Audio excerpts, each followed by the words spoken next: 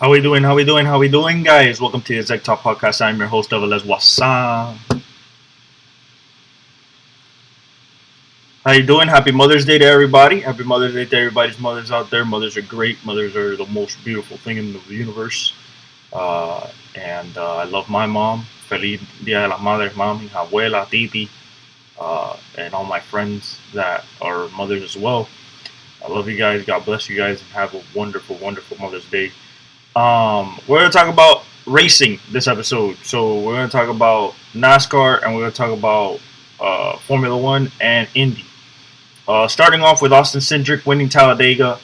Talladega is one of those tracks where it's a super speedway, 33 degrees of banking, super unpredictable. The draft is everything, but it is basically like a toss-up about who's going to win. Austin Cindric wins it.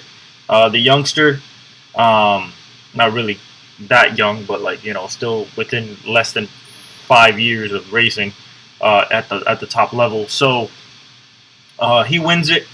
Kyle Larson finishes second in a crazy race as usual because Talladega is always nuts. Whether it's crashes, whether it's mostly crashes, but like runs from the third row. But usually once you get to the last few laps, that third row kind of shrinks into two rows, and it's kind of just a shootout at the end. But Austin Cindric holds off Kyle Larson at the end to get Talladega. I mean, it's a really hard race to kind of dissect because it's Talladega. It's so unpredictable. There's not really excuse me, there's people that are good at it, but most of those people are kind of out of the sport. There's only a few that are really good at super speedways now. But shout out to Austin Cindric, shout out to Penske on getting back on top for Ford. In the Miami Grand Prix, in Formula One, Oscar Piastri wins again. This time he goes from fourth to first. Why? Max and Lando get together at turn one. Don't really get together, but they push one. Max pushes Lando off of the first corner. It leads into the second corner. They both kind of slow down, and Piastri kind of takes over Lando. Lando loses 2 spots, goes to fourth. This is all in the first lap. And then Oscar Piastri just goes after Max, passes Max, and never looks back. It never looks back to the point where they thought that they were going to get rain. Rain staved off.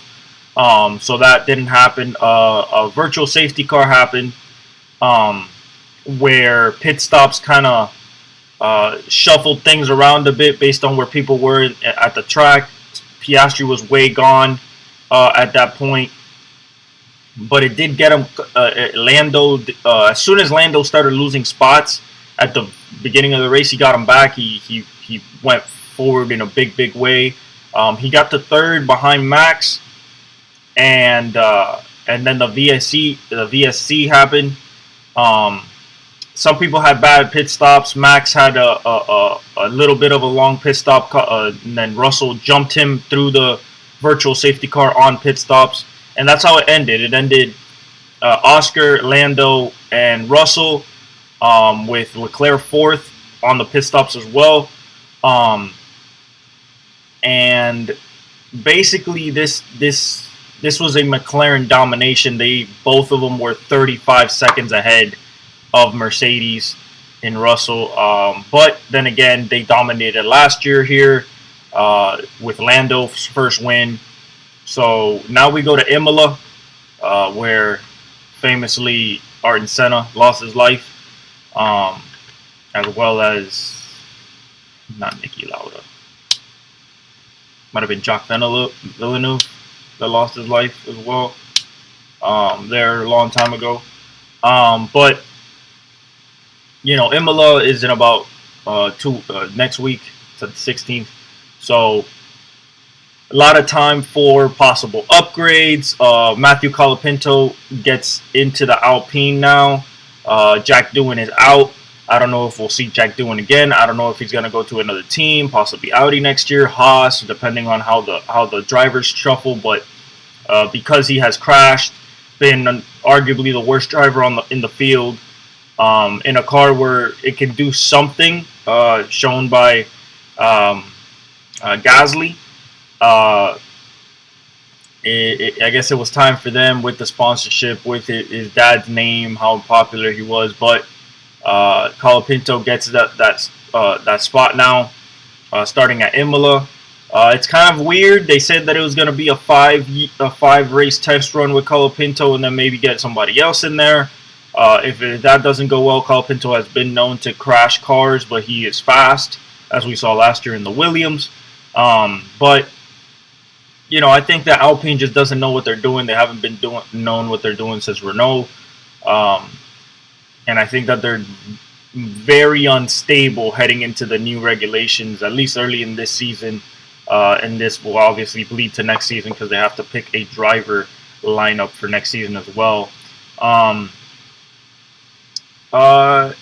Another thing that I found out with the Miami Grand Prix, I think that this car for Lewis is just not the car that he needs.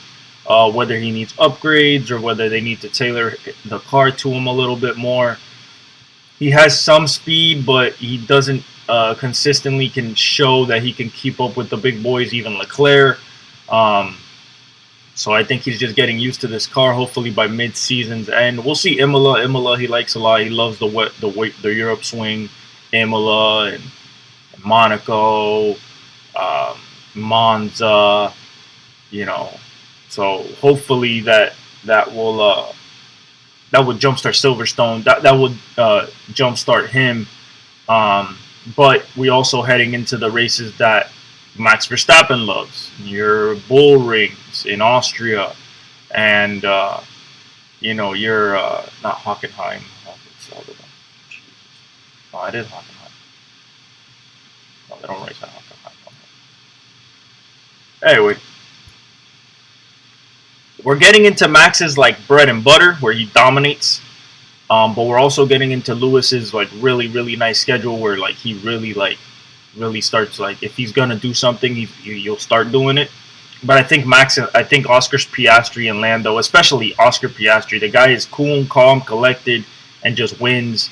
Fourth win in Formula One already, and seeming like a legit championship contender, if not front runner, as he is leading the points at this point for the title over Max and Lando and Russell, who's right there in the top four. All right, so Logano wins at Texas after Blaney and Larson win, basically just dominate the first three stages. Texas is a tricky track because Texas is a track that it runs like a super speedway, but it doesn't have a super speedway type banking. It's a mile and a half, but it's a quad oval. Larson led 90, and Blaney led. Blaney. Where's Blaney? He wasn't. Wait, what? Barry led 41. Austin Cindric led 60. Byron led 22. Larson 90. Damn, I can't find. Oh, Ryan Blaney only led 2. Oh, okay. So it was Austin Cindric Austin Cindric, Josh Berry, and Kyle Larson were the ones that led the most laps. Texas is tricky. It's very hard to pass there. It's slippery. When you need to pass, you need to go under and do the slide job. But if you go too far, you start getting loose and you lose a lot of momentum. Really fun track, really good track. A lot of high speed, almost touching 200 miles an hour. Larson's really good at these, but like I said, once you go into OT, there was so many cautions, people sliding out, coming off of turn 4, sliding. There's a bump at turn 4 where if you're not straight when you hit that bump, you will lose the back of the car and spin out. As always, pit stops are always crucial at a track like this. Logano just got a good restart in OT after Larson looked like he was going to win it in regulation, but about 2-3 cautions happened in the last 15 laps, and Larson just messed up in the pits just a little bit, Logano got out front, and once you get out front with 2 laps left at Texas, it's kind of tough because you're going to get pushed out. And Larson just couldn't make that up, and he got second. He got fourth. Ross Chastain was right there, but he just couldn't get under Joey, and Joey wins and gets into the playoffs this year. Now we go to Kansas today. Another fun track. I believe it's a mile and a half. I'll tell you guys right now. Yeah, it's a mile and a half. It's a tri-oval. Larson is on the pole again, so he's dominating right now. You got Chris Buescher, Christopher Bell, Tyler Reddick, people that are still looking for wins. Do I believe that Larson can win today? Absolutely. He's been really, really at the front for the last 3-4 races, really showing that he wants another championship, showing that he is probably the best driver in the series. But at the same time, you got to watch out for Tyler Reddick. You got to watch out for the Fords, your Logano's, your Blaney's, your Chris Buschers, of course, Ty Gibbs is still looking for his first win. You have to look at his teammate, William Byron. Chase Elliott hasn't been doing much this year. He qualified 9th. You got to watch out for your Denny Hamlins. He starts 14th, but, there's so much laps to be able to make up, and you need the car at the end, and it looks like Kyle Larson has the car, so we will see what happens at Kansas. And then finally, Alex Palou keeps on winning 4 out of 5 to begin the season. Wins at the road course at Indy before the Indy 500 in the next few weeks. Passes Graham Rahal. Graham was first with 24 laps left. He passed him and then never looked back. This kid is amazing. They're already comparing him to AJ Foyt back in the 60s. AJ Foyt won 7 out of the first 10 races. In 64, Palou has already 4 out of 5 this season. It's incredible what this kid does at just 27, 26 years old. This guy he's kind of like Max Verstappen and Lewis Hamilton in that way. Kind of like a Scott Dixon, Elio Castroneves back in the day. He's just that good. The Indy 500 is next. He is looking to win his first Indy 500. That is the last thing he needs on the mantle. He has 3 chips already. He is possibly the best driver in the world in Indy right now. And you put him in anything, he's fast. The Indy 500 is next, May 25th, so in about a couple weeks here. I do expect him to be at the front. He really wants it. He finished, I believe he was first last year, and then a late pit stop messed it up for him, and he finished 4th or something like that last year, behind Joseph Newgarden. But you have to watch out for a guy like Pato O'Ward. You have to watch out for Newgarden. You still have your Ericssons, you still have your Scott Dixons, you still have your Will Powers.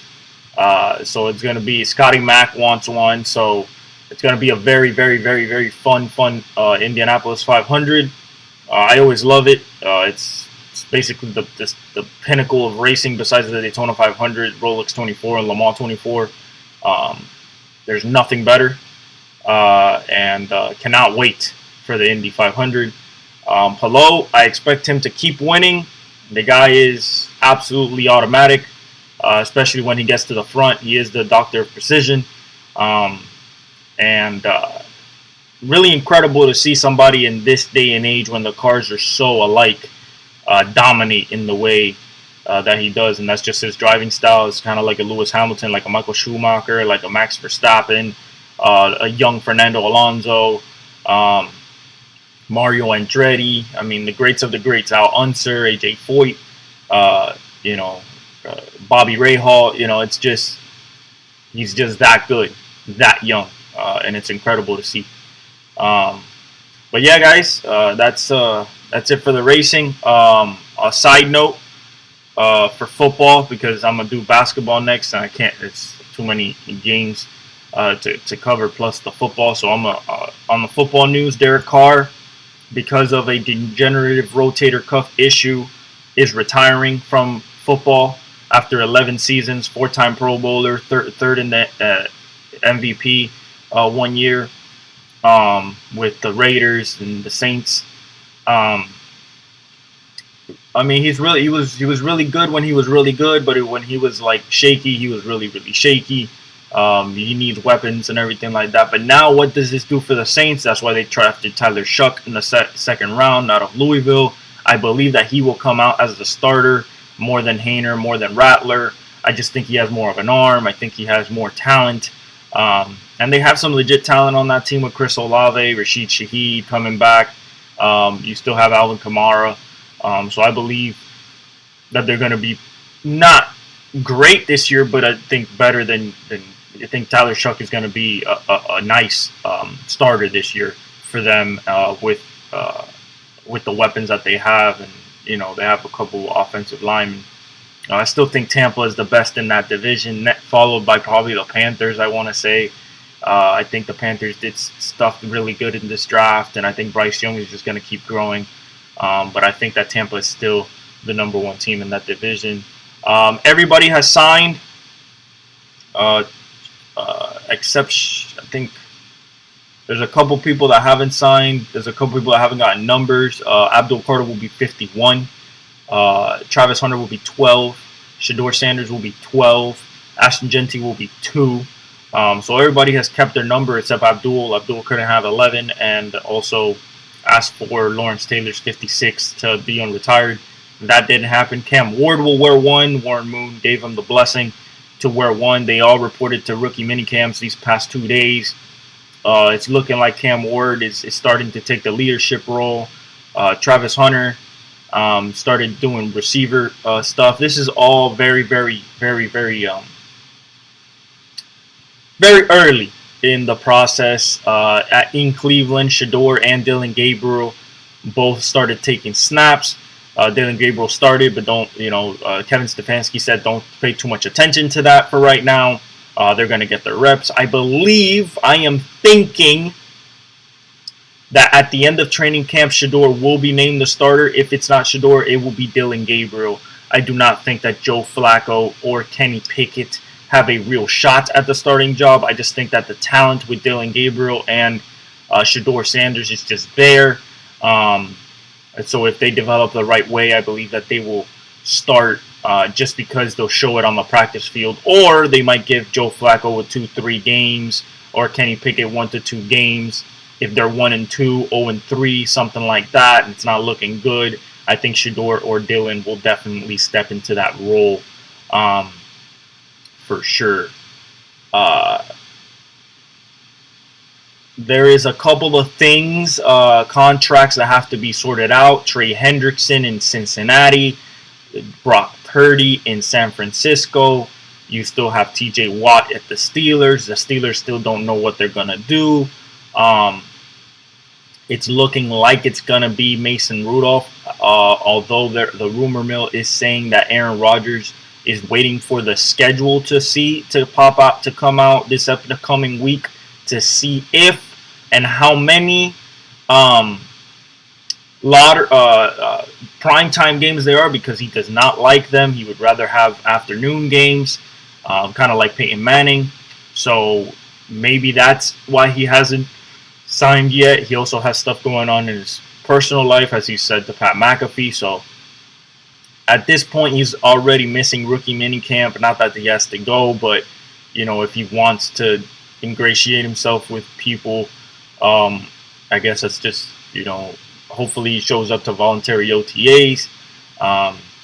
If he is signed, if he's not signed, it is looking like Mason Rudolph, which is already the worst quarterback in the division when you take in consideration Joe Burrow, Lamar Jackson. At Cleveland, you could have anybody from Shedeur, Dylan Gabriel, Joe Flacco, Kenny Pickett. They're all better than Mason Rudolph. And then that's not even talking about the conference itself, with all the monsters that you have, plus the addition of Cam Ward as well. The development of Drake May, Josh Allen, what's Justin Fields going to do at the Jets? So there's a lot of question marks. The growth of Bo Nix, Geno at the Raiders now. That's another addition to the conference. So the Steelers are looking pretty bad. Another thing about the Steelers, George Pickens gets traded to the Dallas Cowboys. Now, what I thought when I saw this was two bad teams trading a problem. One for draft capital. They got a third and a fifth, I believe. I'll tell you guys right now the details of the trade. I got it here in my bookmarks. The details of the trade are Tyler Warren will wear 44 as well. Let's see, here was draft compensation. Justin Tucker got released. Greg Popovich retired. George Kittle got paid 4 years, $76.4 million, $40 million guaranteed, highest paid tight end in history. Let's see right here. Nick Chubb is not expected to return to the Browns. They did draft Quinshon Judkins, so that makes sense. There's a lot of teams out there who could use a Nick Chubb. The Dolphins. I could look at the Chiefs. Somebody like possibly the Raiders. Even the Tennessee Titans. There's a lot of teams that could use him. So the George Pickens trade is a 2026 third round pick and a 2027 fifth round pick, and the Dallas Cowboys get back a 2027 sixth round pick. This was kind of like alluded to at Combine. He said that there was like some substantial trades he was working on, that being Jerry Jones. If this was one of them, okay. Pickens automatically turns into their best number 2, behind Mingo and stuff. Now, is CeeDee Lamb going to be okay with this? This is a guy that has 110 plus 150 plus targets, 110 plus catches, at least 3 or 2 of the last 4 years. So what? An all-pro first-team receiver, going to get probably taken away somewhere from 30 to 40% of that volume to a guy that also demands the ball, averages 16.7 yards a catch, really explosive, can take the top off a defense at any point, really athletic, really 50-50 ball, really good, high points the ball, really good hands, just problematic when it comes to the the game. Not outside the lines. Every teammate that has played with him seems to really like him. Coaches seem to really like him, but when he gets to the game, he kind of becomes to a diva receiver, going to another diva receiver. Dak has a wealth of riches with those two, along with Ferguson. Do I think that this is going to put him over the top? Absolutely not. They still probably can't run the ball, even though people say that their offensive line is going to be really, really good. It's really young. Their defense still has Micah, but, and they put another guy on the other side from the draft. But I still think that there's holes in that. Schottenheimer being a first-time head coach, I don't think that they can really still run the ball. We shall see, but good trade for both, I guess, to get a problem out of the Steelers that needed to part ways, and then for the Dallas Cowboys, you add something to CeeDee Lamb that you didn't have before, and see if that pops with Dak and opens up your offense a little bit more, so you're not just CD reliant, dependent, and begging for offensive production. But yeah, guys, that's it. That's it for now. I love you guys. Thank you for all the support. Happy Mother's Day to all the mothers out there, and I leave you all with the outro. Like, subscribe, hit the notification bell, and follow me on my socials. Love you guys.